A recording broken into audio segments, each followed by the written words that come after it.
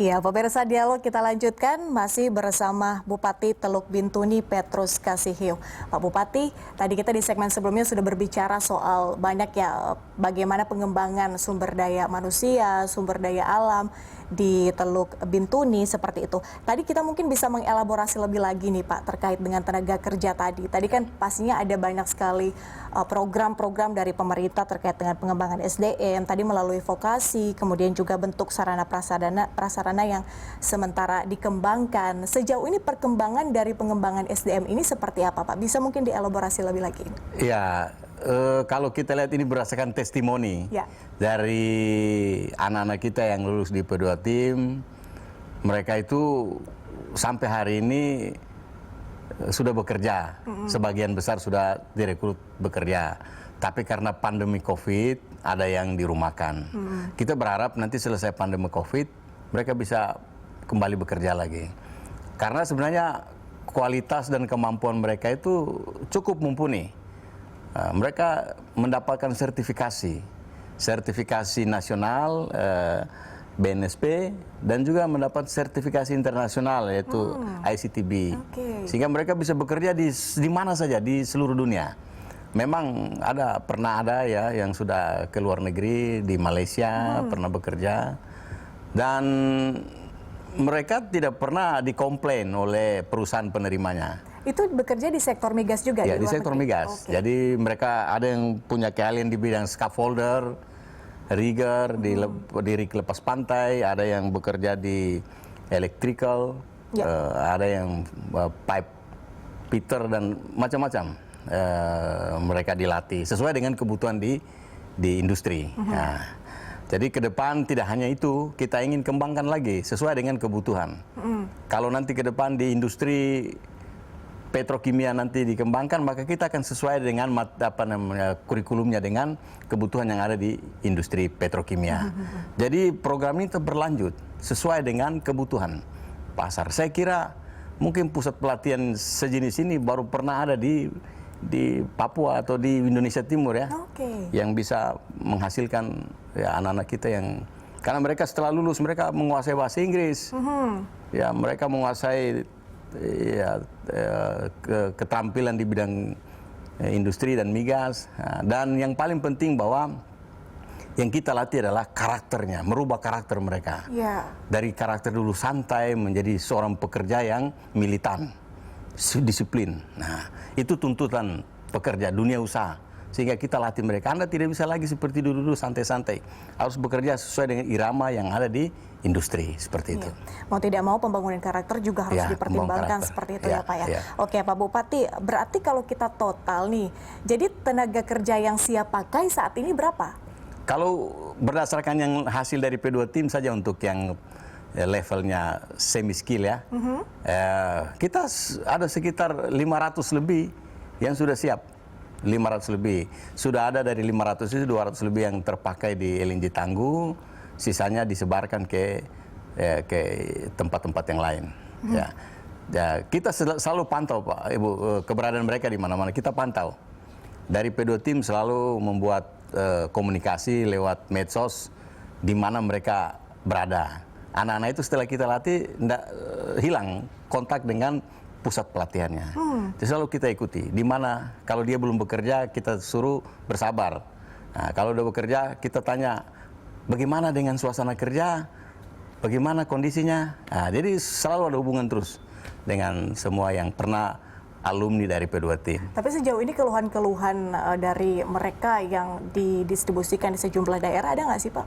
Ada keluhan mereka, kadang-kadang yang namanya manusiawi juga, kadang bosan atau persoalan keluarga yang terpaksa harus pulang, itu ada.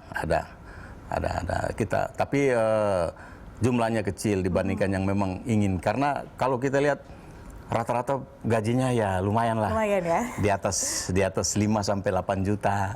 Ya, dia bisa bangun rumah, dia bisa beli kendaraan, ya bisa menyekolahkan anak, bantu keluarga dari lulusan P2 TIP itu. Terjamin ya Pak Terjamin, ya? Terjamin. Ya. Oke, Pak Bupati, kalau kita bicara soal potensi sumber daya alam migas yang menjadi primadona investasi gitu ya di Teluk Bintuni, sejauh ini sebetulnya mapping pendapatan dari sektor migas sendiri seperti apa Pak untuk Teluk Bintuni? Ya, kita menerima manfaat dari sektor migas itu ada yang langsung, ada yang tidak langsung. Salah satu penerimaan dari migas dalam bentuk dana bagi hasil minyak dan gas bumi.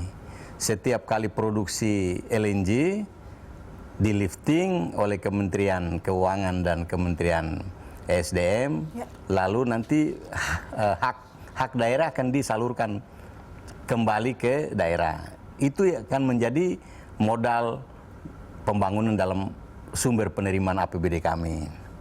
Ya kalau kita hitung-hitung ya kita punya lumayan besar penerimaan ketika produksi di LNG Tangguh itu makin hari makin meningkat.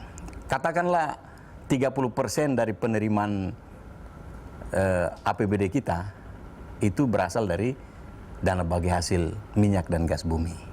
Seperti itu. Oke. Oke, Pak Bupati, tadi kan kita pada saat break juga sebenarnya sudah sempat berbicara ya soal bagaimana sebetulnya pengembangan dari sumber daya manusia di sana dengan program-program Anda sebagai Bupati. Nah, tadi juga sempat disinggung soal P2 Tim ya Pak ya. P2 Tim ini sebetulnya mungkin bisa dijelaskan sedikit konsepnya seperti apa sih Pak? Apakah ini mungkin diambil dari sekolah, misalnya dilihat anak yang tidak mampu, kemudian ditarik, kemudian mendapatkan pelatihan atau seperti apa? Iya, konsepnya adalah konsep vokasi, pendidikan cepat pakai, saji tenaga kerja dalam waktu singkat, dan terpakai. Nah, tentunya awalnya itu bervariasi. Ada yang lulusan SMP kita rekrut, variasi sampai lulusan SMA. Tapi makin hari kita mulai meningkatkan kualitasnya sesuai dengan kondisi yang ada di pasar kerja. Ya, dia harus lulusan SMA. Karena dia harus menguasai bahasa Inggris. Karena hampir semua peralatan di migas itu kan bahasa Inggris semua. Nah, dia menguasai bahasa Inggris. Sehingga ada standar yang kita pakai di situ. Tapi pada umumnya kalau ada hal-hal yang kita masih bisa toleransi bagi mereka yang benar-benar berniat kerja. Nah, sehingga saat ini hampir semua ya yang melamar juga terseleksi. Jadi kita seleksi diumumkan secara terbuka, diseleksi, lalu setelah lewat seleksi baru direkrut dan masuk dalam asrama, diasramakan dan dilatih. Berarti bisa dikatakan, Pak Bupati, maaf, berarti bisa dikatakan bahwa ini terbuka untuk umum sebetulnya? Terbuka untuk umum, jadi tidak hanya untuk Bintuni saja. Sebenarnya kita inginkan ke depan, nanti kalau nanti kabupaten lain ingin menyekolahkan anak-anaknya di Bintuni, ya kita monggo, ya silakan. Mudah-mudahan seperti itu. Jadi ada kabupaten yang berminat, terutama kabupaten-kabupaten yang memang punya potensi minyak dan gas, ya silakanlah ke Bintuni. Kita siap melatih anak-anak. Nah, tentunya di situ ada syarat-syaratnya. Mungkin ada kontribusi bahwa biayanya ditanggung oleh daerah. Kita menanggung asrama dan fasilitas yang lain. Biaya pendidikannya ada ditanggung oleh daerah yang mengirim. Seperti itu. Fasilitasnya Pak? Ya, fasilitas yang ada adalah tinggal di asrama, makan minum 5 kali. Wah, 5 kali. Mulai dari sepatu, kaos kaki sampai seluruh pakaian ditanggung oleh daerah, oleh Bintuni. 5 kali, banyak juga ya Pak? Ya, mahal. Memang kalau untuk menghasilkan sesuatu yang berkualitas memang mahal ya. Tidak ada produk berkualitas yang murah, semuanya pasti mahal. Jadi sama dengan membangun sumber daya manusia, kita jangan berpikir mahalnya, tapi sumber daya manusia itu akan mengembalikan ya kemahalan yang mungkin sudah kita keluarkan dalam proses mencapai sumber daya manusia yang mumpuni itu. Investasi ya Pak? Ya, sepertilah investasi. Oke, berarti tadi kan bilangnya kalau itu pelatihan singkat nih Pak ya. Berarti mereka mendapatkan pelatihan selama? Ya, mereka dilatih selama 3 bulan. 3 bulan setengah. Itu dilatih dan di 3 bulan itu setelah itu mereka mengikuti ujian untuk mencapai ini kan mereka lewat 2 tahap ujian. Pertama ujian untuk mendapat sertifikasi nasional, ya, lalu dia harus ujian lagi yang mendapatkan sertifikasi internasional yang berpusat di London. London, Ya, di London. Jadi dia harus memahami bahasa Inggris lah, seperti itu. Mau tidak mau, suka tidak ya. suka harus ya seperti itu. Ya. Itu pembangunan karakter, kemudian juga menguasai bahasa Inggris dan juga menguasai yang dipelajari seperti itu ya, biar bisa menyesuaikan lah dengan perkembangan saat ini. Betul. Oke, Pak Bupati, kita akan lanjutkan di segmen berikutnya, di segmen terakhir. Pemirsa, tetaplah bersama kami di Line Talk, kami segera kembali.